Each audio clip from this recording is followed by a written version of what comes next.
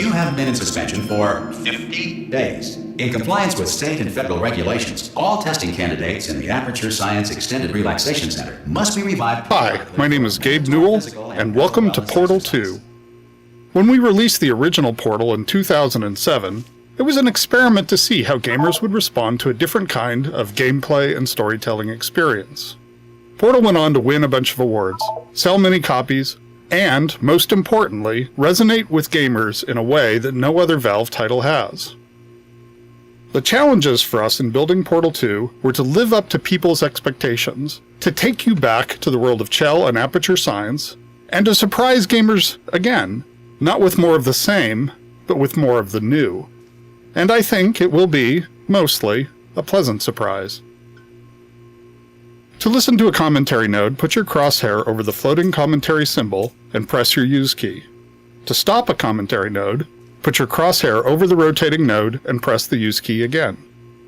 Some commentary nodes may take control of the game in order to show something to you. In these cases, simply press your use key again to stop the commentary. Please let me know what you think after you've had a chance to play Portal 2. I can be reached at gaben@valvesoftware.com.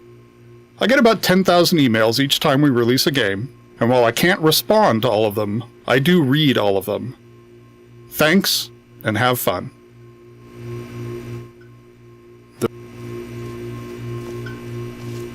The idea of being stuck forever in a state of stasis that looked like a crappy old motel room had been in our minds for a long time, but we weren't sure exactly how we wanted to rip you out of it.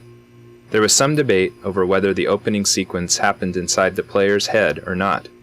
There was an alternate opening where Aperture had hooked up all of its cryo-stored test subjects to an incredibly boring hotel room simulator, which Wheatley would then wake the player from. Eventually, this was discarded as too difficult to explain in the short time allotted, and we opted to change the hotel room to a container ride on a rail.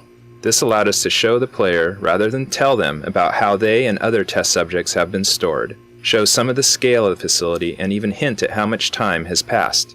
We also get to gradually reveal all of this through the destruction of the container itself as it moves and bangs into things. Overall, this gives the player a much more dynamic and visceral introduction to Portal 2. The writers went back and forth over whether or not Wheatley had tried escaping with other test subjects before waking the player up. It was an interesting idea, and you can still hear remnants of this story arc in some of the dialogue. But at the end of the day, it was just too expansive a concept to sell, so it's hinted at, but not overtly mentioned until the end. Good morning. You have been in suspension for 9999999. This courtesy call is to Hello? inform you Anyone that in all there? test subjects should vacate the enrichment Hello? center immediately. Any test subject Are you not emerging gonna from open the suspension door at this time at any will be time? assumed to have exercised his or her rights Hello? to remain in extended No? relaxation for the Are you gonna duration open this of the door? destruction of this 'Cause facility. it's If you have fairly questions urgent. or concerns regarding this policy, Oh, or just if you open the require a door. Spanish That's language too version aggressive. of this message. Hello, Feel free to take a friend. complimentary Why piece not of open the stationery from door? the desk drawer in front of you and write us a letter. Could be Good luck. Spanish. Could be Spanish. Hola, amigo. Abre la puerta. Donde está? No. Fine. No. Absolutely fine. It's not like I don't have, 10,000 other test subjects begging me to help them escape. It's not like this place is about to explode. All right, look. Okay, I'll be honest. You're the last test subject left, and if you don't help me, we're both gonna die. All right. I didn't want to say it. There you go. You've dragged it out of me. All right, dead. Dos muerte. Go on. Open the door. Hello. Hello. Hello. Ah! Ah! Oh God, you look good. Looking good, actually. Are you okay? Are you? Don't answer that. I'm absolutely sure you're fine. There's plenty of time for you to recover. Just take it slow. Please prepare for emergency evacuation. Stay calm, stay calm, prepare. That's all I'm saying, prepare. It's all fine, all right? Don't move, I'm gonna get us out of here. Oh, you might want to hang on to something. Word of advice, up to you.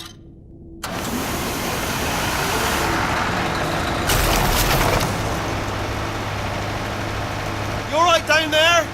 Can you hear me? Hello?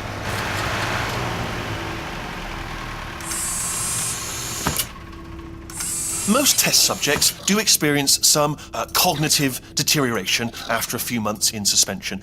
Now, you've been under for quite a lot longer, and it's not out of the question that you might have a very minor case of serious brain damage. But don't be alarmed, all right? Although if you do feel alarmed, try to hold on to that feeling, because that is the proper reaction to being told that you've got brain damage. Do you understand what I'm saying at all? Does any of this make any sense? Just tell me, just say yes. Okay, what you're doing there is jumping.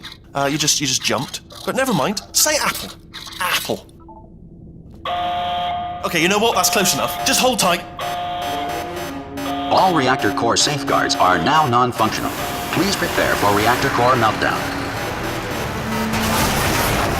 Okay, look, I wasn't going to mention this to you, but I'm in pretty hot water here. How you doing down there? You still holding on?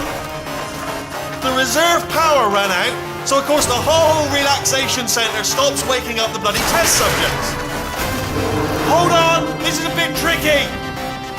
And of course, nobody tells me anything. No, why should you tell me anything? Why should I be kept informed? You know, about the life functions of the 10,000 bloody test subjects I'm supposed to be in charge of. Why? It's close. Can you see? Am I gonna make it through? Have I got enough space? Just gotta get through here. Okay, I just gotta concentrate. And whose fault do you think it's gonna be when the management comes down here and finds 10,000 flipping vegetables? Alright, see, no, I hit that one.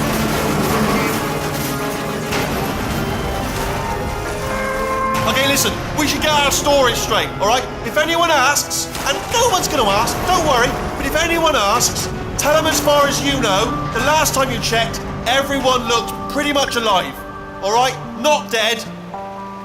Okay, almost there. On the other side of that wall is one of the old testing tracks. There's a piece of equipment in there that we're gonna need to get out of here. I think this is a docking station. Get ready.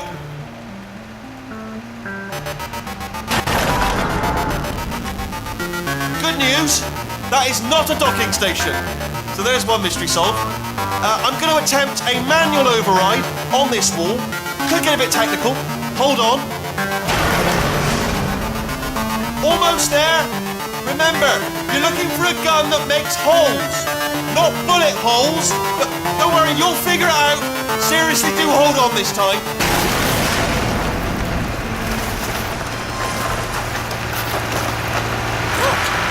There we go.